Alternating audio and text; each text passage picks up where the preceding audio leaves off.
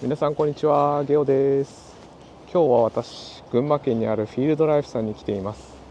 私の後ろにあるのはフィールドライフさんの軽バンコンビータアウラです。今日はね、この車とってもすごい車になっているので、皆さんと一緒に見ていきましょう。それでは行ってみましょう。フィールドライフは群馬県にある創業35周年のキャンピングカービルダーです。まずは外観から。ベースはダイハツのアトレイです。ターボ付きのモデルになっていますね。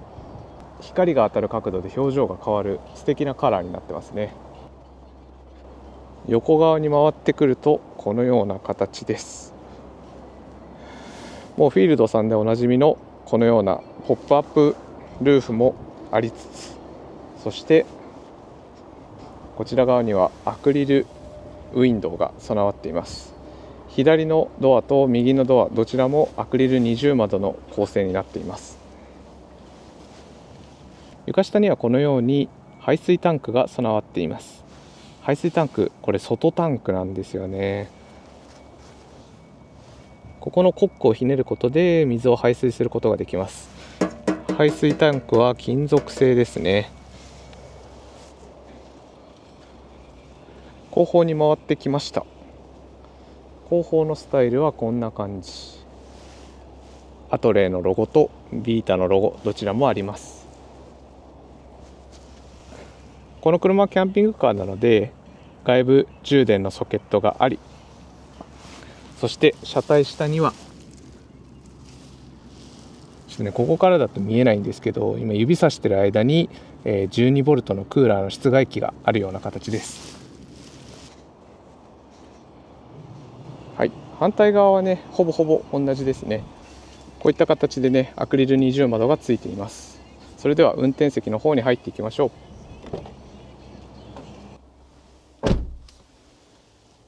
運転席はこんな感じです。すごいハンドルがかっこいいですね。右側、これなんとアダプティブクルーズコントロールのスイッチが備わっています。左側もね、ハンドルのこういったメディアコントロールスイッチまでついていて、もう普通のね、乗用車みたいな見た目になっています。スピードメーター周り、このような形でマルチインフォメーションディスプレイがこのように備わっています。スピードメーターや、そして同じ大きさでタコメーターまで備わっていますね。エンジンの始動とストップはこのボタンで行う、そういった方式です。そしてパワースライドドアも完備しています。左右両方とも手元で開けることができますね。その他アイドリングストップやリアのヒーターダクトのスイッチ、コーナーセンサーなど最近の車の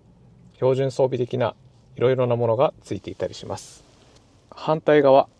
ナビの取り付けスペースがあるほか、この車は 4WD なので4駆の切り替えスイッチがついていたり、エアコンもね、もうこの時代はオートエアコンになってます。アトレイもね、4ナンバー登録の商用車なんですけど、このような形で、オートエアコンがついていたり、USB ソケットとかね、もう最近の車全部ついてますよね。ただこっち USB タイプ A だけですね。その他ここにはシガーソケットがあります。運転席から助手席を見るとこんな感じ。ごついシートが備わっていますね。その他カーテンレールが運転席から囲むようにこのように備わっていて、こっちからピュイーって引いてあげてカーテンをすることができます。ちょっとね、片手でやったんでね、この辺り汚いんですけど、ここ本来はもうちょっと綺麗に閉まりますよ。じゃあね、運転席から車内を見てみるとこんな感じ。すごいなんかおしゃれなインテリアですよね。じゃあこれから後席に入っていきましょう。パワースライドで開けた先はこんな感じです。いかがですか？前の広い土間空間の奥はこのような形で長いソファーが横向きに備わるような構造です。入り口入ってすぐには下駄箱が備わっており、こちらにはメインスイッチ、そしてこちらは足元の間接照明のスイッチとなっています。この車はね FF ヒーターが備わっているので FF ヒーターのスイッチ、 FF ヒーターの本体は足元後方にあります。じゃあちょっとね中に入っていきましょう。自動でドアが閉まんのマジでいいっすね。外から見たアクリル二重窓はこのような形です。2つつまみを動かしてあげるとこのように外に飛び出して開くような感じですね。2段階調整が効く感じです。そして上から下げると網戸、下から上げるとシェードになります。網戸なんかはこのウィンドウを開けた状態で使ってあげると外の空気を取り入れつつ虫などは防ぐことができてとてもいい装備ですね。運転席側から見たようにカーテンはスライドドアの部分にも備わっていたり、車内後方後ろのドアの部分にもカーテンがぐるっともう車内を取り囲むようにカーテンが備わっているので視線を遮ることができます。そしてこのビータアウラの目玉、何かというと画面奥に備わっているこのクーラーです。バロッコに備わっている四角いねクーラー、そしてビータアウラはこの横長のクーラー、別の動画で出しているココンはこの車体後方の鴨居の部分に平べったく A のような形で広がる室内機です。このような形で DC12V クーラーには様々な形があって、ビータアウラではこちらのエアコンっぽい形の室内機が選ばれています。もはやね DC クーラーはこれからの時代も必須と言えますよね。夏なんかも暑くてしょうがないですから。こうやってね車内にいる状態でエアコンを使うのもいいですけれども、例えばとても暑い夏場にショッピングモールに行き駐車場にこの車を止めモールで買い物をしたり食事をしたりしている間、このエアコンをつけっぱなしにする、そういう使い方もできます。夏場っていつも乗り込むと車内がもわっとしてとんでもない暑さじゃないですか。これをねエアコンを例えばちょっと温度を高めに28度とかに設定して車を駐車しておくだけで乗り込んだ時にはもわっていう風な感じがなくすぐにエアコンを効かせることができたりします。そういう使い方をねしてもいいのかなと思っています。私はねバロッコでそういう風な使い方をしてますよ。そして足元空間すごくないですか？こんなに広い。これ何か秘密があるんじゃないでしょうか。その通り、この空間は一つ秘密があるんです。先ほどお見せした運転席と助手席の映像からするとこの車の定員は2人のように思われますが、実はねこの車3人乗れるんですよ。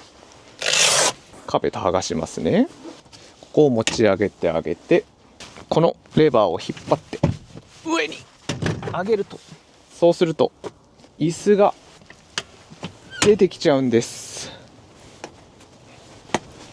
車の後方に格納されていたヘッドレストを取ってくるとこのようにもう1人分の座席が出現します。そうなんです。助手席後ろの部分にもう1席座れちゃうんですね。ここに座ると隣は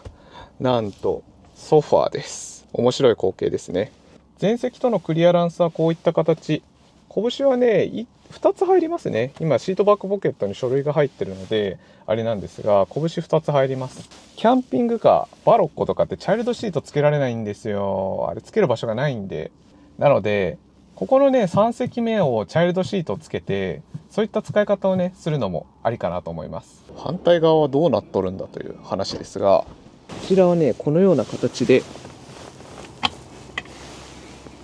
扉がついています。収納庫があるんですね。今ポータブル電源がここに格納されています。この収納庫はビータの中で最も大きい収納庫になっています。ここにポータブル電源だけではなく日頃の車中泊に使う道具などを入れてもいいかもしれません。さっきの収納庫はソファーを跳ね上げてあげるとここからアクセスすることもできますよ。このようにこれね多分ねデルタ2が入ってると思うんですが、デルタ2を置いてもまだ左右は拳ね1つ分ずつぐらいのスペースがあるような形です。でここにね溝が切ってあるこう収納スペース、その他ここのね角には DC12V のシガーソケット、そしてこれは外にもあった外部充電の入力口があったりします。これはねつまり何を意味しているかというと、例えばここにポータブル電源を置いてあげて、ポータブル電源の電力をここの外部入力ソケットから車に入れてあげたり、逆方向もできますよ。車の電力をポータブル電源に充電する、こういうことができます。なのでこの車としてはですね、この隣に置いてある200アンペアのリチウム、これがこの車に備わっているバッテリーシステムすべてなんですが、200アンペアだけだと夏場長時間エアコンを駆動させるのはなかなか難しいです。とは言っても5時間ぐらいは動きますよ。5時間ぐらい動くんですけど、もっとこれを延長したいという風な時は隣に大容量のポータブル電源などを置いてあげる、またはね単純に車中泊 RV パークとかに行ってそこで外部入力をしてやるみたいなところで、エアコンの使用時間を伸ばすこと、こういうのはできますよというふうなところでね、この収納庫、そして、ポータブル電源につながる外部入力ソケット、これはねすごくよく活用できるんじゃないでしょうか。ソファーの奥、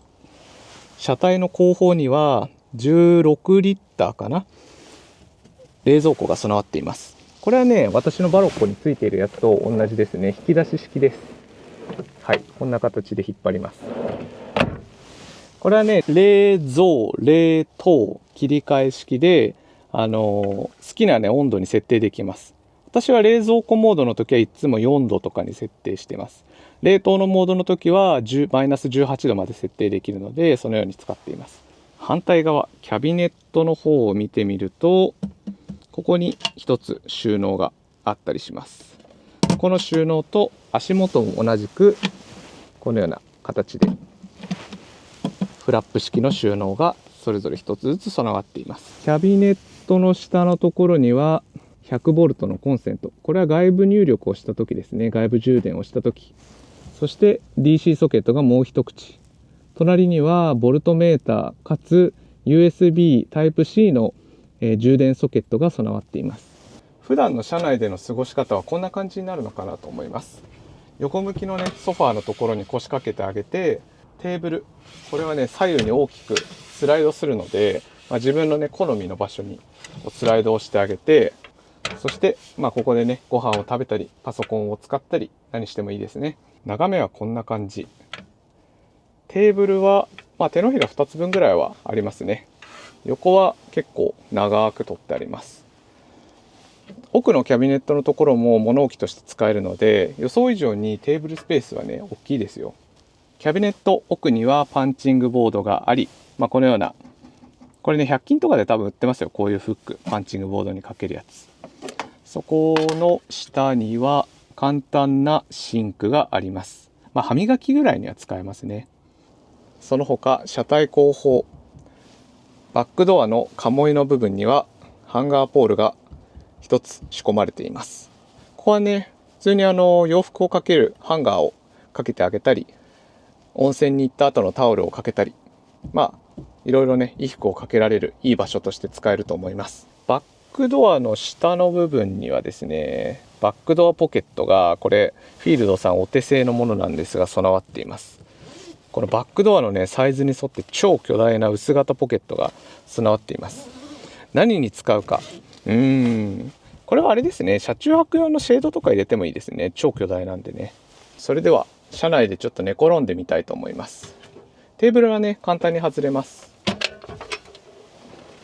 足がついていて、折りたたんであげると。その他こんな形でちゃぶ台足がついてるので4本出してあげると、お座敷モード的にね使うこともできます。これはね助手席後方に置いておきましょう。そしてここの部分、ソファーのところにですね引き出し式の金具があって、このように引っ張り出してあげるとここが台座になります。このような形でこうね、宙に浮いてるんですよ、台座が。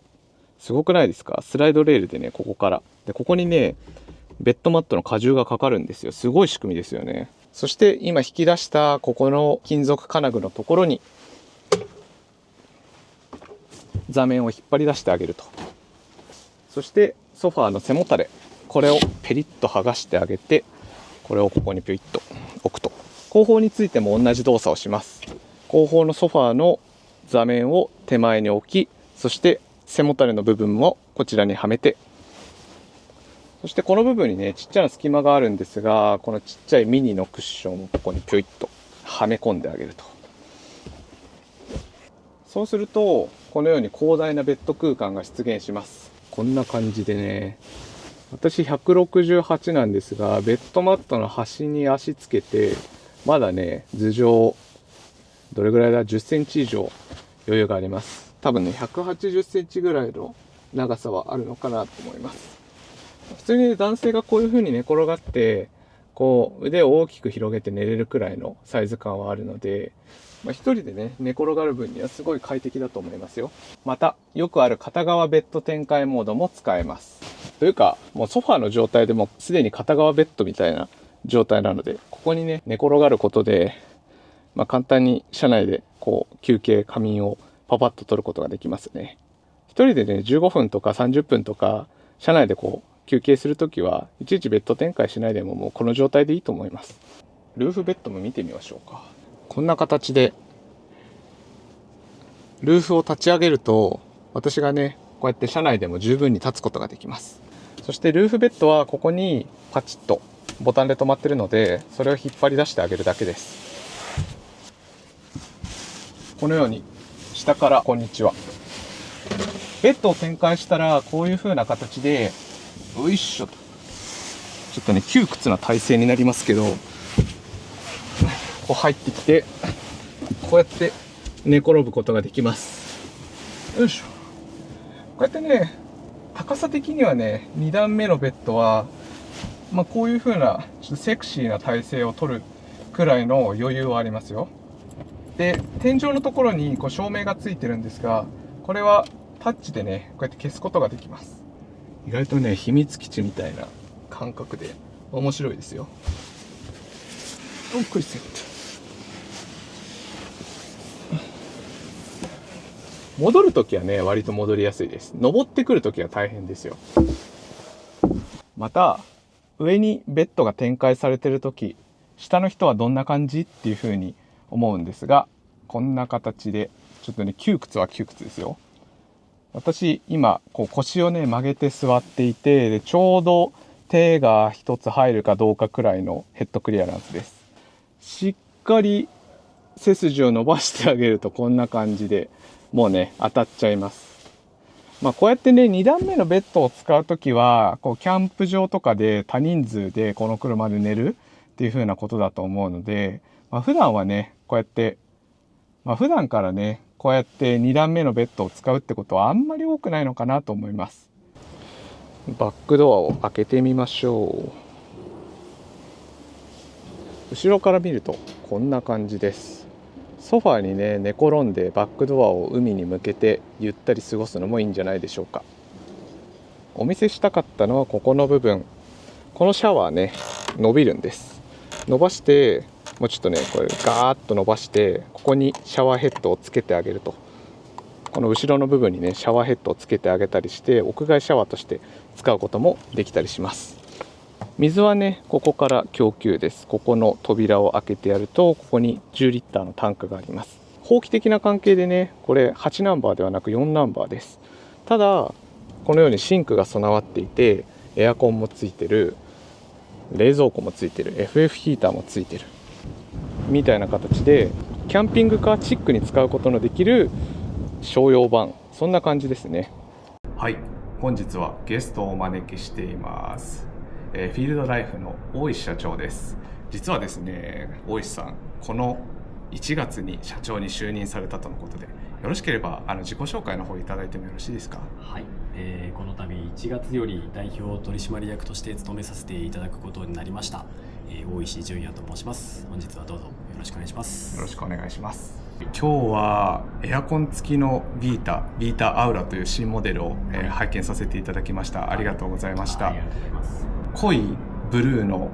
あの感じのカラーリングすごくかっこよく、で中を開けたらこうデニム調のインテリアがあって、またすごく何と言ったらいいんでしょう、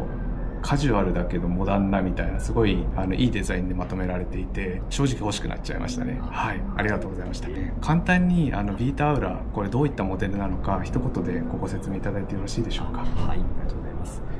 まずビータ自体がですね、軽バンコンなんですが、軽キャブコンのような広さというところを一番に作りたくてですね、もともとバロッコであったようなお部屋のような広い室内空間をそのままバンコンでも作れないかっていうところをコンセプトに挑んだモデルになっております。はい、でそこが非常にたくさんのお客様からご好評いただきまして、はい、でそれに今までDC クーラーだけがないっていう状態でずっと言われてはおったんですが、ようやくこれに去年の夏前にDC クーラーをつけることができましたので、このビータアウラという形で今回発売をさせていただいて、おかげさまでそうですね、今ビータのアウラの方が比率でいうと 60% から 70% 近く、ビータの中で DC クーラー仕様を選ばれるような、そうですよね、夏イなんかメージすごいですもんね。そうですね、こっち群馬でも40度とか行くんじゃないですか。行きますね。館林って群馬でしたっけ。それ館林そうですよね。あそこはすごいらしいですからね。そうですね、もう日本一を更新するようなところなので、動画を撮っていて、後席のソファーに腰掛けて、スライド動側に足を向けると、足元空間がめっちゃ広いんですよね。バロッコって座った時に右側にキャビネットがあって、開口部がちょっと人はね全然通れるんですけどなんですが、ビータアウラの場合はビータもそうなんですが、あそこがどうしても3席目がある関係上すごい広いですよね。あれは驚きました。ありがとうございます。でDC クーラーをつける際にですね、ちょっと僕が一番意識したところでは、この広さっていうコンセプトだけは崩さないしようと思いまして、いろいろなクーラーのつける場所だとか機種だとか、かなり提案というかですね、検討にする余地はあったんですが、やっぱり一番ビータの良さを殺さない場所はどこかって考えた時に、流しも生かしながら、空間を広く感じていただける、場所しかないかなというところで、いろいろ悩んだ末で、まだまだ改良点もたくさんあるんですが、そこを選んだというところなので、ありがとうございます。ビータアウラがあれば夏の車中泊も楽しくできそうですね。ありがとうございます。お願いします。それでは最後に大石さんにお伺いしたいことがございます。この26年の1月で新たに社長としてご就任をされて、新体制としてこれからどういった会社にされていきたいでしょうか。まずは先代社長の思いであった良いキャンピングカーを作りたいっていう思いはしっかり引き継ぎながら、それをお客様にどうやったら知っていただけるか、届けていけるかっていうところを一番に考えながら、フィールドライフというブランド作りをしていきたいと思っております。そのためにはやっぱりお客様に知っていただけるための、YouTube ですとか SNS での発信力を高めていったり、よくお見かけしてます。ありがとうございます。あるいはお客様に届ける際に、うちの製品がこういうところがお客様に合っていると思いますというところとか、お客様が本当に見た時にワクワクを感じてもらえるような、楽しんでもらえるようなそういうブランド作りにして、で我々自身も楽しみながら、そのブランド作りに参加していけるような形のそんな会社にしていきたいなと思っております。ありがとうございます。お客様と一緒に作り上げていくような形ですかね。やっぱり使ってみて初めて分かるのってすごくいっぱいあって、私ももうバロッコ乗って丸5年経ちましたけど、ここすごい使いやすいなとか、こここうだったらいいのになみたいなのがよく出てくるので、そういったお客様の声を大事にされていくのはとてもいい方針なのかなと感じました。ありがとうございます。本日は、はい、フィールドライフさんにお伺いをしました。大石さん、お話をありがとうございました。はい、ありがとうございました。失礼します。最後にこの車の価格を見ていきましょう。今ご紹介した仕様の前にシンプルモデルのビータのお話です。種車は4輪駆動 CVT ターボのアトレー、そしてギャレーがついていたり、寝転べるソファーがついていたり、ポップアップルーフがついていたり、ビータの標準的な機能を備えたモデル、これはだいたい402万円というふうな、そういったプライスです。で、私がお見せしたこの車はですね、参考価格609万円だそうです。結構乗りましたね。何が変わったかというと、ビータアウラというアウラ仕様という風なオプションがついていて、DC クーラーがついたり、リチウムイオンバッテリーに交換になったり、そして上にはソーラーパネルが200ワットついています。その他、いろいろなね、オプションがついていて、例えばさっきの引き出し式冷蔵庫、そして FF ヒーター、この左右の窓のところ、アクリル二重窓になってますね。この辺もね、一応オプションになっていて、これもろもろつけるとだいたい200万円ぐらいアップして、だいたい乗り出し価格で610万、620万、それくらいの世界になります。8ナンバー登録ではなく4ナンバー登録ではあるんですけれども、日常的にはその車のナンバーが4ナンなのか4ナンバーなのか8ナンバーなのかはあんまりね気にすることはないかもしれません。自治体によっては8ナンバー登録の軽自動車は普通乗用車扱いというふうに見なされて1万800円の自動車税を課される場合があります。私が住んでるね船橋市は毎年1万800円の税金をバロッコに課してきます。8ナンバー登録でもこれはね4ナンバー登録なので税金は軽貨物車扱いなので5000円かな、それぐらいです。正直4ナンバーと8ナンバーの違い。そしてバロッコにはない3人目のシートが使えます。3人目のシートはチャイルドシートも付けられますね。これ若い夫婦とプラスお子さんみたいな、そういう使い方をしてもいいかもしれません。お子さんが大きくなったら大きいキャンピングカーにねクラスチェンジをするのもありかもしれませんね。ただこの車ね車高が2メートルいかないくらいなのでその辺の立体駐車場にも普通に入れるので、お子さんがね大きくなってからも普段使いの車として買うのも全然ありかなと思います。でっかいねキャンピングカーは駐車場入れないですから、都心の。とってもいい車だと思います。私もねバロッコもいいけどこの車も正直とっても欲しいなと思ってしまいました。すごくいい車だと思います。この車がね気になった方はぜひフィールドライフさんへお問い合わせください。この動画が良かったなと思った方はぜひグッドボタンとチャンネル登録のポチ、これもお願いします。では今日はここまで。また次の動画でお会いしましょう。バイバーイ。